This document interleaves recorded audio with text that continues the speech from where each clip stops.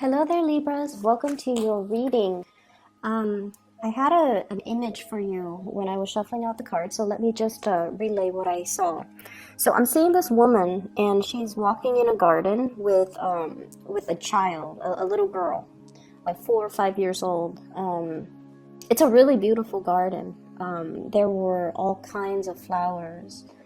I'm seeing like daisies, tulips, and just it's really beautiful. The woman's about 30, and this seems to me like it's her child. And she has a basket. The little girl has a basket, and she's picking flowers as she goes. And she's what really stood out to me was she was picking the flower like at the stem, so that she could arrange them when she gets home. And the little girl was picking the flower right at the, I don't even know the technical term, but she's not picking the stem. She's picking it right where the flower is. So then if you were to get home and you arrange it, you couldn't put it in a vase. You couldn't, it wouldn't be able to absorb water. So I hope that makes sense. And so the little girl keeps doing that and putting them in her basket. And while the older woman keeps picking the flowers, and the little girl is like trying to get the older woman's attention, which I presume to be you. And I feel like you're there physically. You're going through the motions, putting the flowers in the basket and picking the pretty flowers.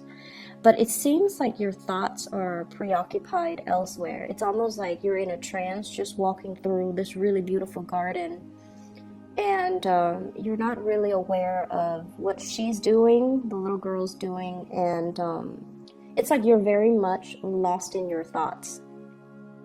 So when I saw this, especially when it comes to imagery with children, it usually tells us that there is somebody in your life that you have to give your utmost attention to. Okay, this is somebody that relies on you. This is somebody that needs to be told how to behave, what to do, how to do things the correct way. And this is also indicative of responsibilities as well that we have to take care of. So whatever it is that you guys are dealing with or going through, and I'm not going to downplay the emotional distance that I feel happening here. There's this sense of just going through the motion, not really feeling inspired or being very emotionally present in the activity that you're doing. You're just going through the motions. And other people around you are asking for guidance, or asking for your attention, or wanting to share an experience with you, but I feel like you're not emotionally available. So that's the sense that I got. And I just feel like it is going to be quite a busy week for you. And what I do sense, especially as it relates to children, household chores, somebody needing possibly the kids, if you have children, I feel like they need help with something very technical. It could be homework, it could be how to write a report. And I feel like younger children, like under the age of 15, who are still very wobbly when it comes to their academics. And I feel like they either need a tutor, they need technical information as to how to do something, or they might be a little bit struggling in the school front, and they might need some type of assistance, and they're reaching out to somebody. So if that's your case, just make sure that you're making the time to make sure you check their homework, to make sure that they're doing the work that they're supposed to. And for those of you who are in school right now, I almost feel like you feel like you're not getting the support from your mentors, from your teachers, from your professors. We are moving away from the holiday season, so that might be the reason why you're emailing them. You're needing something, you're needing some guidance. And if you feel like they've been MIA, they're coming back into the picture, okay? So I feel like it might have just been a temporary lapse, mainly because of the holiday season. They've got things they needed to take care of. They might have stressors in their lives, and they might have, a lot of things they needed to take care of from their end. And as a result, coming into this week, if you feel like you've been kind of ghosted, or you feel like you've been reaching out and the other person is not responsive, or they're not answering your questions, or they just seem a little bit unavailable, I feel like that it's nothing personal. It's them dealing with things that they have, like responsibilities that they have to take care of. And so what I feel is, yes, there is a lot of work coming through for this week. There are a lot of things that you need to do. And I also see many of you in some type of a mentorship position as well. You could be a supervisor, you could be a mentor, you could be a tutor, you could be a teacher, you could even be managing people underneath you, okay? And the first thing that really stood out here, I have the Three of Swords, and it's linked up with the Three of Pentacles. So this is workplace related. And I feel like there might have been some people that you were that you worked really well with, that you jived really well with,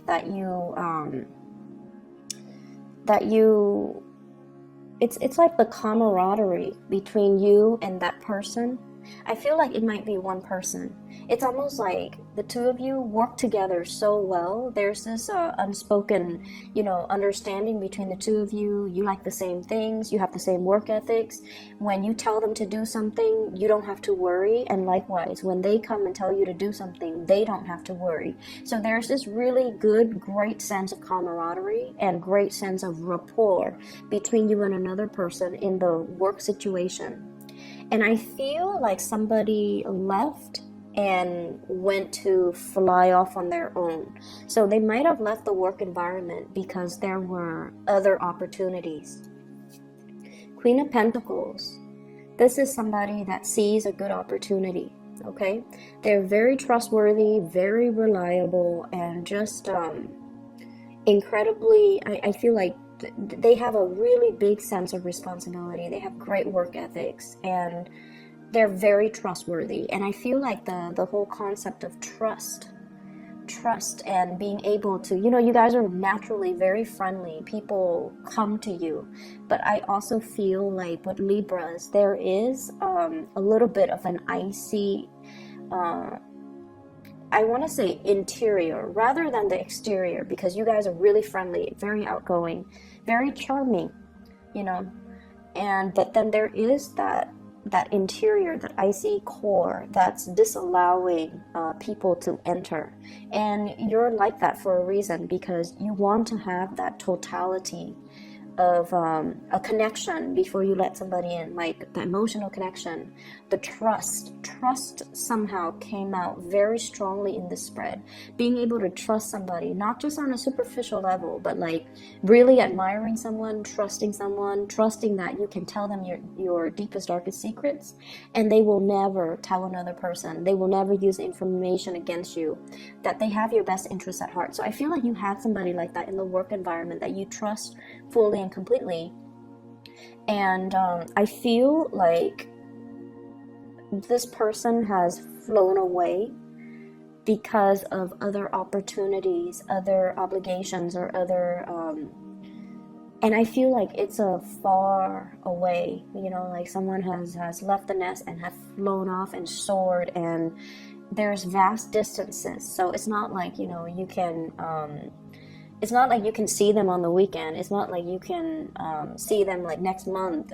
I feel like you have to make arrangements in order to see them, in order to speak to them again. And so there's this sense here of responsibilities in the work front piling up because somebody left and there's a vacancy, and other people have to do maybe twice the work because this person was so efficient that it's like getting 2 employees instead of 1. And now the work that is distributed, it needs to be taken care of by other people.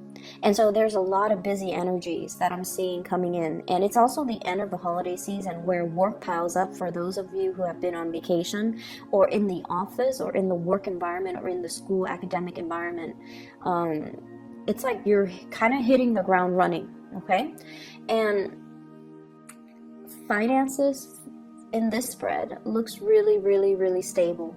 So I feel many of you are spending a lot more time with like housing, decor, decoration, buying things that like splurging on things that are necessary.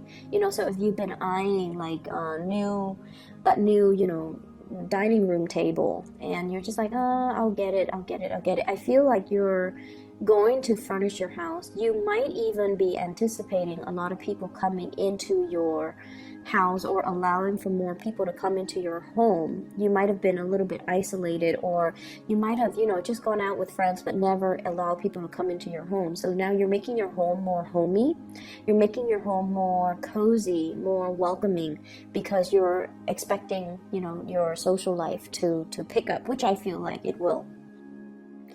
And I'm also seeing some opportunistic people in the work environment, okay? The ones that when the higher ups are around, they're on the best behavior. They act like they're doing so much work. And then when the higher ups are, you know, dashing out the door, they go back to their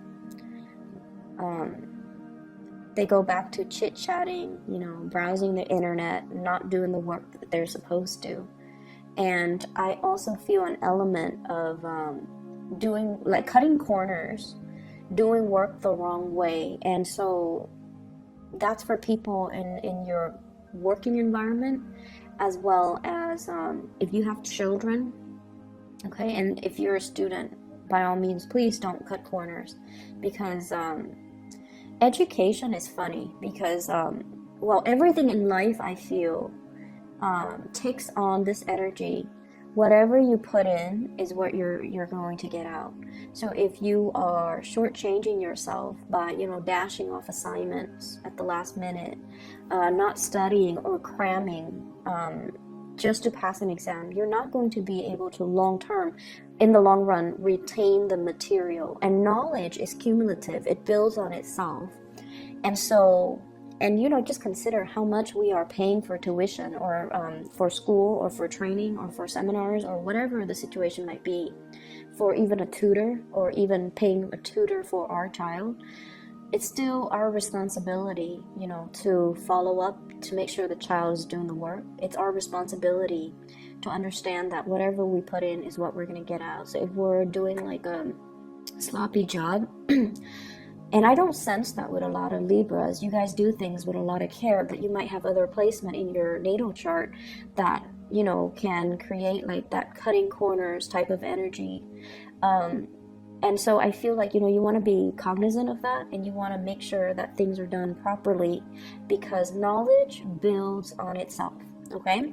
So aside from that, I do see a little bit of a quarrel and conflict, very minor. It's almost like ideological differences. You know, it's not about infidelity or cheating or anything like that. I just feel like conflict between you and another person. For some of you, this could be like a sister. I'm seeing a sister. For others of you, this could be like a love interest, okay? And I'm seeing Earth, Taurus, Virgo, Capricorn, and water sign, Pisces, Cancer, Scorpio. Okay, so if you have sisters with those types of sun sign, moon, rising, it's like, you know, you guys are very opinionated, but I feel like, you know, the way in which you project or in which you convey your ideas is very diplomatic. Okay, it's not forceful. It's very like tried and true. It's very rehearsed. It's very research. So you arrive at what you believe in through thorough research, and you're just gonna state what you believe in, and you don't really care if people agree. You're not one to argue your point or push your agenda on other people, and that's where the Libran diplomacy is just, you know, very highly sought after.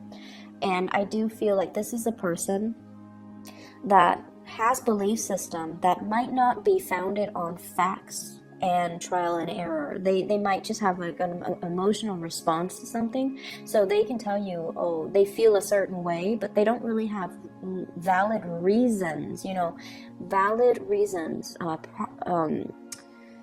They can't really give you anything concrete, anything, I want to say, like scientific to corroborate the things that they believe in. So it's an emotional response, whereas from your end, you're stating facts, you're stating figures, you're using logic to back up the argument, and with them, it's not very logical. So from your perspective, this person might be a little bit emotionally sensitive or emotionally irrational when they're dealing with you. And if this is a family member, in particular a sister, they're really telling you to be patient with this person. I see like some deep-rooted, like patterns of behavior, and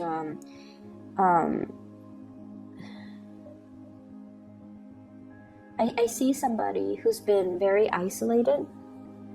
And isolation basically means somebody has been spending a lot of time by themselves or cooped up in their own worldview, surrounding themselves by people that believe the same things that they believe in, that has the same hobbies, the same interests, the same, even work in the same place.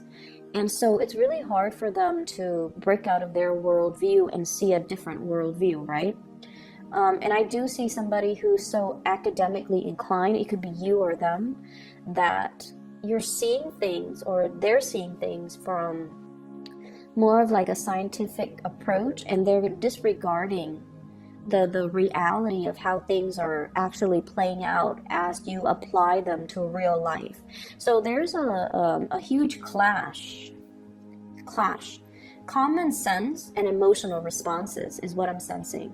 Common sense dictates this, and then the other person might be going against all common sense and just be like, well, I don't care about this, I feel this way, and I feel like we should do it that way. And so there are some power dynamics, a little bit of power struggle, and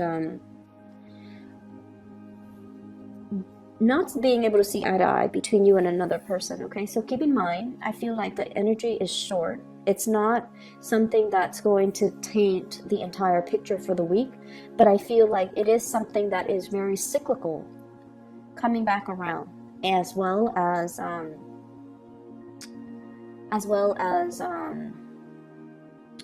something that's recurring. Okay, if whenever we have situation in our lives that recur, it's really important for us to recognize that it is a lesson for us to learn. And I've experienced many instances of this where if I try to avoid something, it comes back in a different form and it grows a little bit bigger in magnitude. And so try to be aware of it and try to resolve the problem as they come in.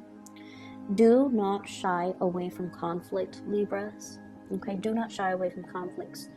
I feel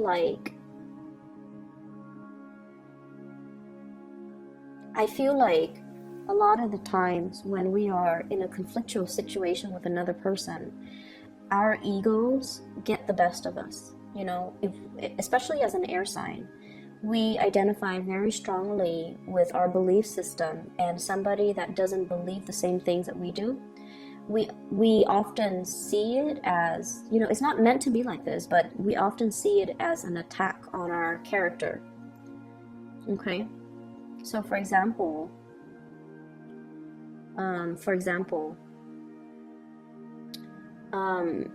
let's say, I don't know how to. Okay, so for example, you have a sister and you don't really get along with her, and you're like, I want to be a vet.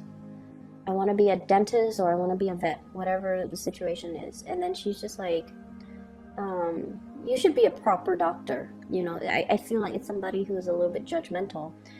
You should be a proper doctor. Vets are people that haven't made it successfully through med school, or their residency, or whatever the case is. And you're just like, but I love animals, and veterinary care is, growing right now, so it's a good field to get into. And so you're speaking from your perspective, and I feel it's almost like the way, the tone, or the way that the other person tries to steer you in a different direction. It's almost like they're attacking your interests, your personal beliefs, and your likes and your own dislikes. So it's really hard for us to separate the ego from our thoughts. And keep in mind, all conflict, a lot of conflict actually, can be mitigated if we try to detach the ego from it and look at things from a little bit more of an objective standpoint, so that it doesn't rattle us, so that we can be a little bit more calmer, more collected when we are trying to refute the other person's argument. It's almost like, when we feel personally attacked. And I'm getting the conflict here. Okay? It's the dragon fighting a lion. Different species, different worldviews, different ways of doing, different instincts. But it's a situation where I feel like the dragon's going to win. So the point of this is, it's a stalemate, supposedly, because it's the Two of Swords, but there is clearly somebody with an advantage here.